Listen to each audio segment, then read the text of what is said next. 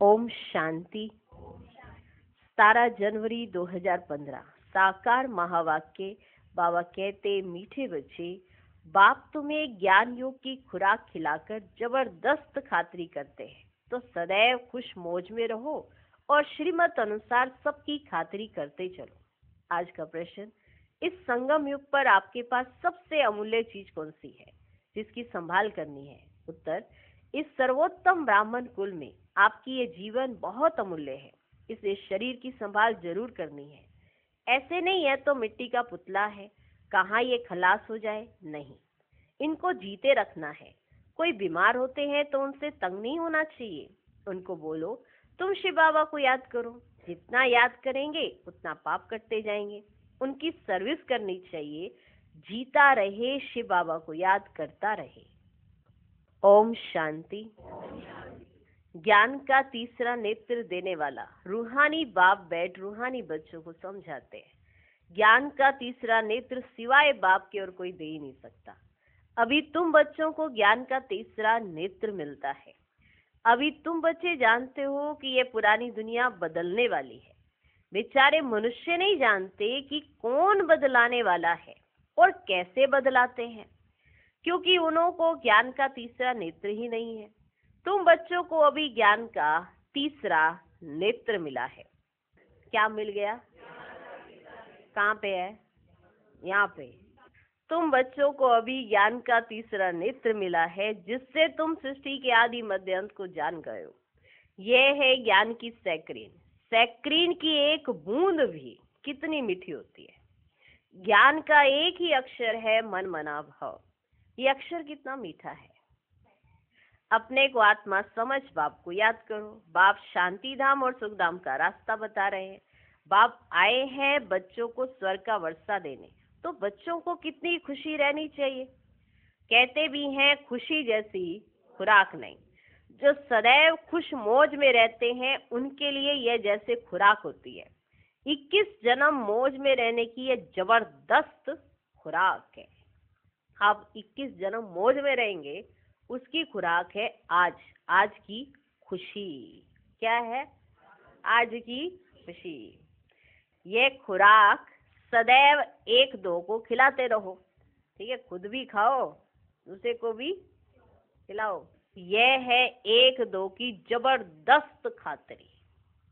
ऐसी खातिरी और कोई मनुष्य की कर न सके। तुम बच्चे श्रीमत पर सभी की रूहानी खातिरी करते हो। सच्ची सच्ची खुश खैराफत भी यह है किसको बाप का परिचय देना। मीठे बच्चे जानते हैं बेहद के बाप द्वारा हमको जीवन मुक्ति की सौगात मिलती है। सतयुग में भारत जीवन मुक्त था, पावन था।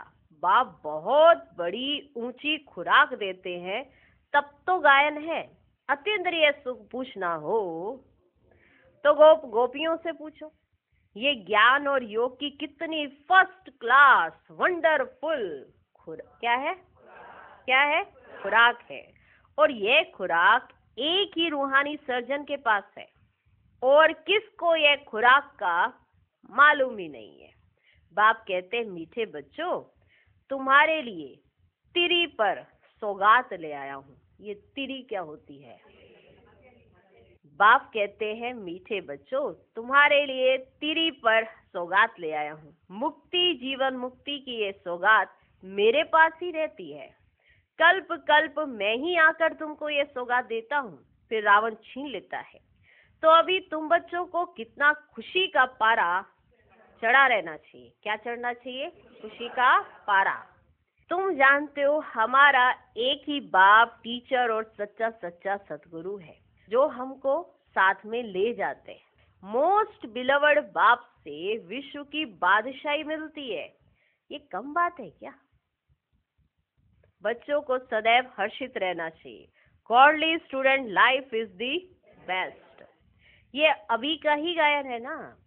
फिर नई दुनिया में तुम सदैव खुशियां मनाते रहेंगे। दुनिया नहीं जानती कि सच्ची सच्ची खुशियां कब मनाई जाएंगी। मनुष्यों को तो सतयुग का ज्ञान ही नहीं है, तो यहाँ ही मनाते रहते हैं।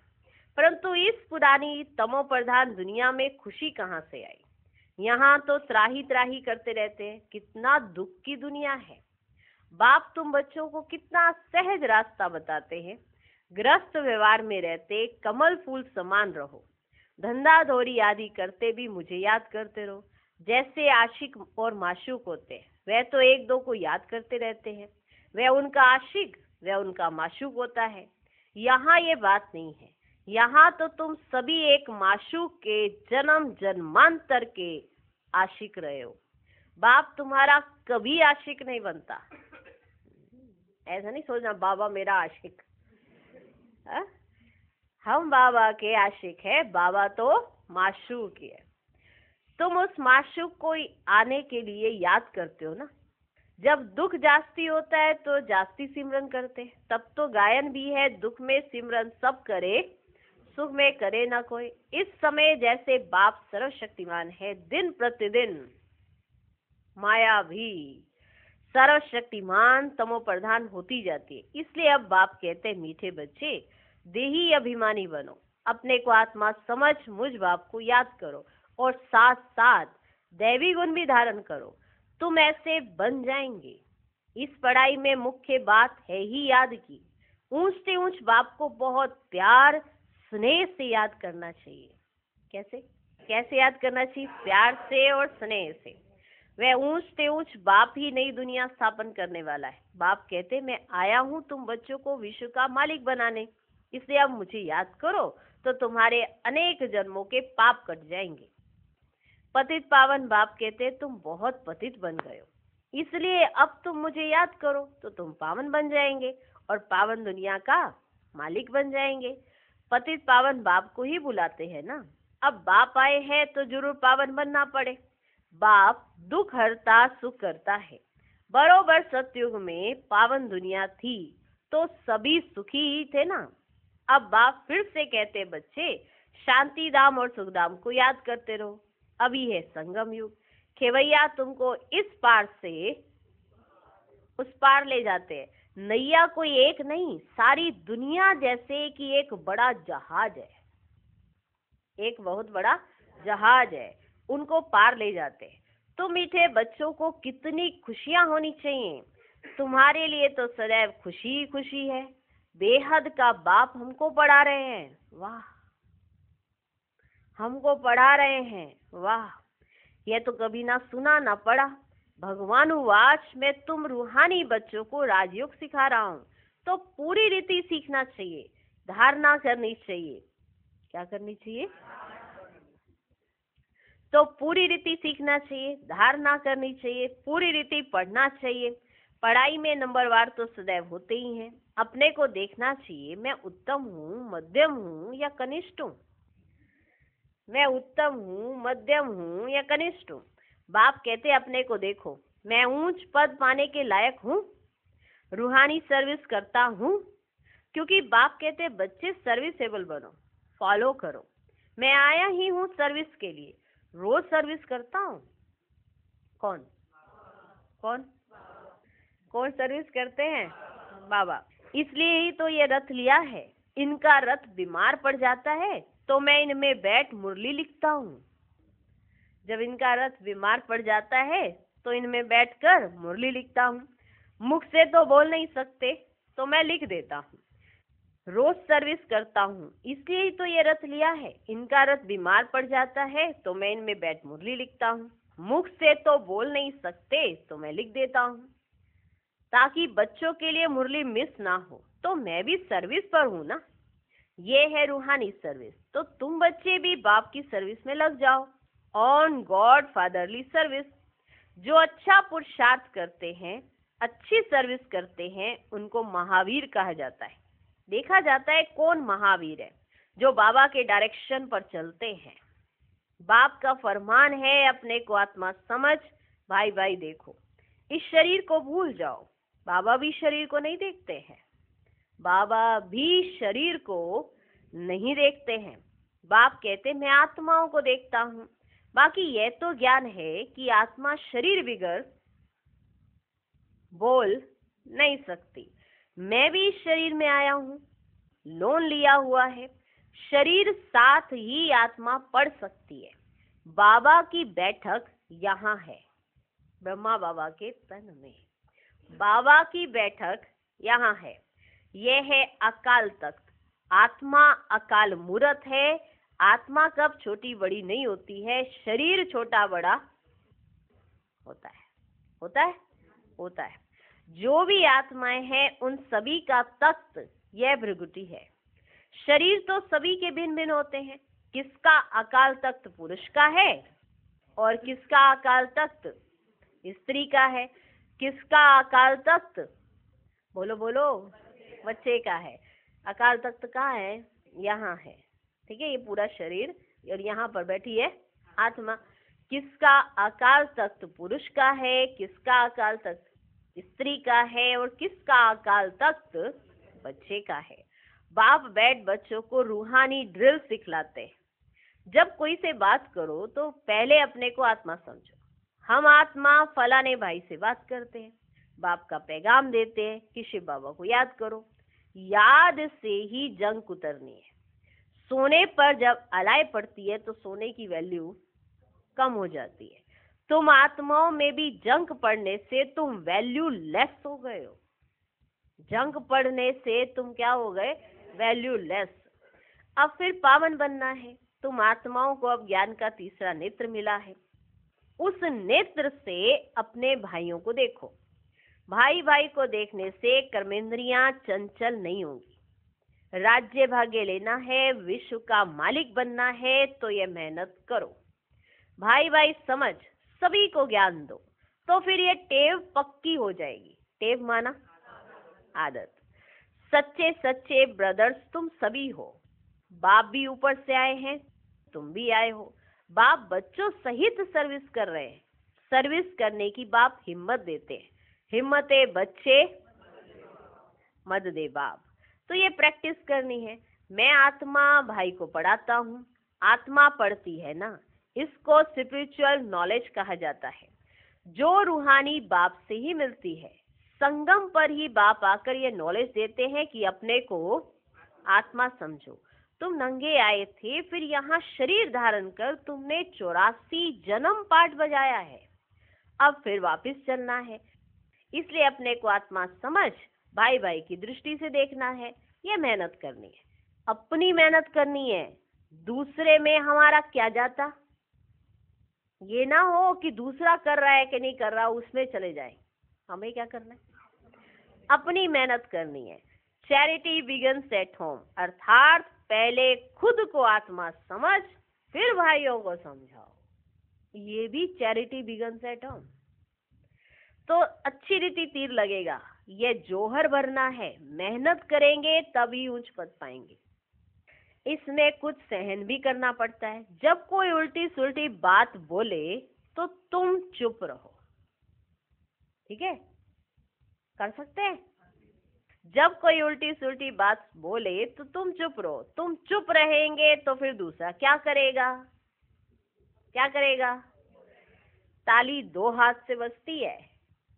एक ने मुख की ताली बजाई, दूसरा चुप कर दे तो वह आप ही चुप हो जाएंगे। ताली से ताली बजने से आवाज हो जाता है। बच्चों को एक दो का कल्याण करना है। बाप समझाते हैं, बच्चे सदैव खुशी में रहने चाहते हो तो मन मना भव। अपने को आत्मा समझ बाप को याद करो। भाइयों तरफ देखो, माना आत्माओं तरफ देखो। तो बच्चों को रूहानी यात्रा पर रहने की आदत डालनी है। तुम्हारे ही फायदे की बात है। बाप की शिक्षा भाइयों को देनी है। बाप कहते हैं मैं तुम आत्माओं को ज्ञान दे रहा हूँ, आत्मा को ही देखता हूँ। मनुष्य मनुष्य से बात करेंगे तो उनके मुंह को देखेंगे ना। तुम आत्मा से बात करते हो तो आत्मा को ही देखना है। भर शरीर द्वारा ज्ञान देते हो, परंतु इसमें शरीर का भान तोड़ना होता है।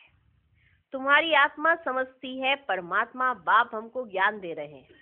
बाप भी कहते हैं आत्माओं को देखता हूँ, आत्माएं भी कहती हैं हम परमात्मा बाप को देख रहे हैं, उनसे नॉलेज ले रहे हैं। इसको कहा जाता है स्पिरिचुअल ज्ञान की लेन देन, है ना। ये है स्पिरिचुअल ज्ञान की लेन देन, आत्मा के साथ। आत्मा में ही ज्ञान है, आत्मा को ही ज्ञान देना है। ये जैसे जोहर है, तुम्हारे ज्ञान में ये जोहर भर जाएगा तो किसको भी समझाने से झट तीर लग जाएगा। बाप कहते हैं प्रैक्टिस करके देखो, तीर लगता है ना। ये नई टेव डालनी है तो फिर शरीर का भान निकल जाएगा। माया के तूफान कम आएंगे, बुरे संकल्प नहीं आएंगे। माया के तूफान कम आएंगे, बुरे संकल्प ही नहीं आएंगे, क्रिमिनल आई भी नहीं रहेगी। लो, वरदान पे वरदान, वरदान पे वरदान। ये सभी तो प्रॉब्लम्स है माया की जो हमको डिस्टर्ब करती है, और यही नहीं रहेंगी तो फिर हो गए ना, तैयार हो गए कि नहीं हो गए। इसलिए प्रैक्टिस करो। माया के तूफान कम आएंगे, बुरे संकल्प नहीं आएंगे, क्रिमिनल आई भी नहीं रहेगी। हम आत्मा ने 84 का चक्र लगाया, अब नाटक पूरा होता है। अब बाबा की याद में रहना है।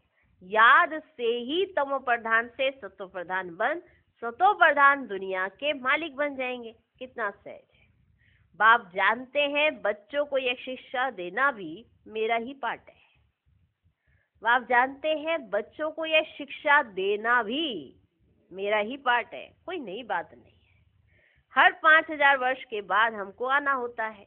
मैं बंधाईमान हूँ, बच्चों को बैठ समझाता हूँ, मीठे बच्चे रूहानी याद की यात्रा में रहो तो अंत मते स्वगते हो जाएगी। ये अंतकाल है ना। मामे कम याद करो तो तुम्हारी सदगति हो जाएगी, तो तुम्हारी सदगति हो जाएगी। याद की यात्रा से पाया मजबूत हो जाएगा।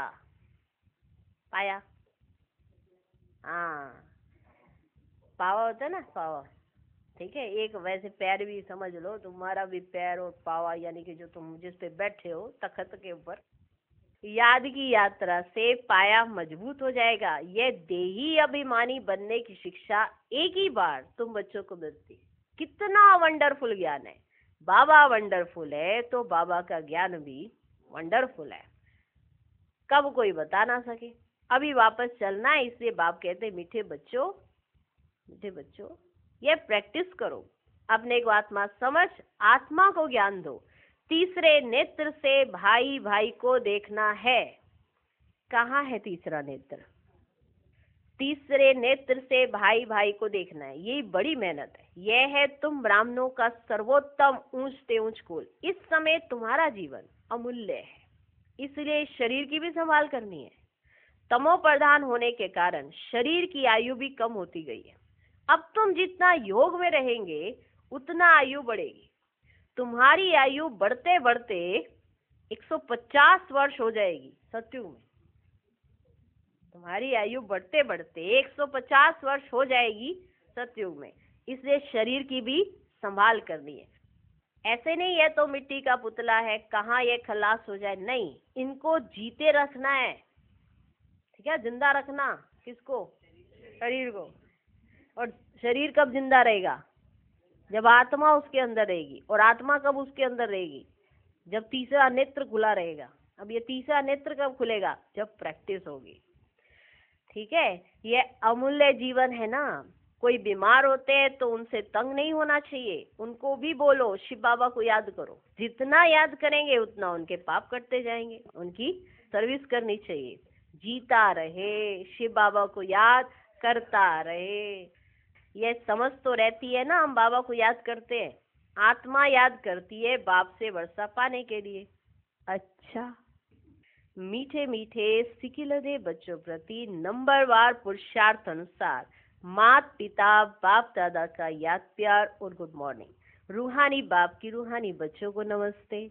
हम रूहानी बच्चों की भी रूहानी बाप को नमस्ते नमस्ते नमस्ते। Good morning, good morning.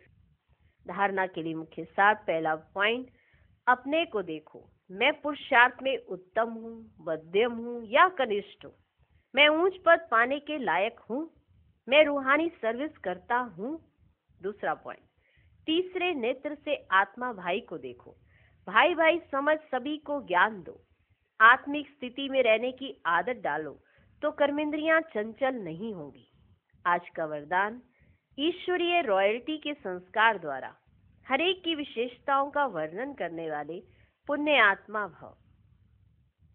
सदा स्वयं को विशेष आत्मा समझ हर संकल्प व कर्म करना और हरेक में विशेषता देखना, वर्णन करना, सर्व के प्रति विशेष बनाने की शुभ कल्याण की कामना रखना, यही ईश्वरीय रॉयल्टी है। रॉयल आत्माएं दूसरे द्वारा छोड़ने वाली चीज को स्वयं में धारण नहीं कर सकती। इसे सदा अटेंशन रहे कि किसी की कमजोरी व अवगुण को देखने का नेत्र सदा बंद हो। एक दो के गुणगान करो, स्नेह सहयोग के पुष्पों की लेन देन करो तो पुण्य आत्मा बन जाएंगे। आज का स्लोगन, वरदान की शक्ति परिस्थिति रूपी आग को भी पानी बना देती है। अव्यक्त स्थिति का अनुभव करने के लिए विशेष होमवर्क। किसी भी प्रकार का विघ्न बुद्धि को सताता हो तो योग के प्रयोग द्वारा पहले उस विघ्न को समाप्त करो। मन बुद्धि में जरा भी डिस्टरबेंस ना हो। अव्यक्त स्थिति में स्थित होने का ऐसा अभ्यास हो जो रूह की बात को या किसी के भी मन के भावों को सहज ही जान जाए। ओम शांति।